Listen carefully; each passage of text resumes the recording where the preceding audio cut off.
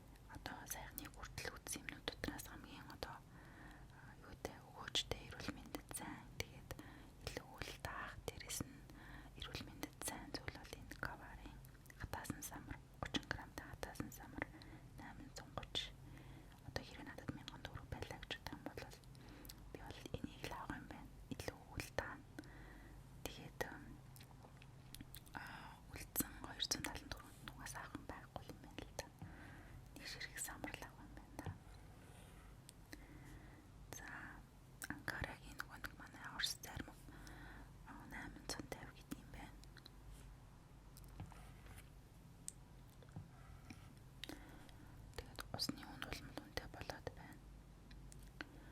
Одоо түрүүний 500 мл-тэй ус нөгөө бараг 200 төгрөгөөр нэмэгдээд 850 төгрөг гэж байна.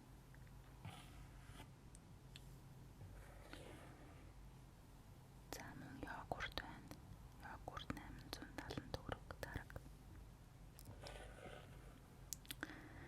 Хэрвээ би 1000 төгрөгтэй байна чи ямар нэгэн тоглолтын хүн сонгоо гэх юм бол би тэр самрыг эсвэл энэ дарагнаас нэгийг сонгоно. Нэг ширхэг дараг.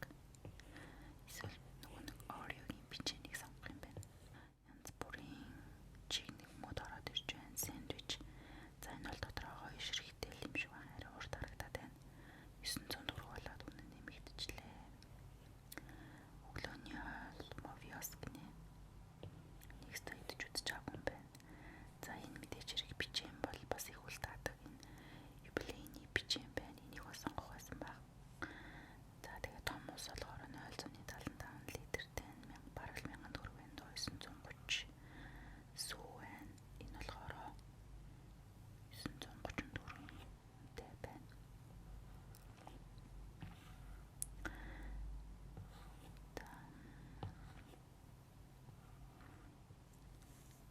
За мөн хатаасан жимс байгаа.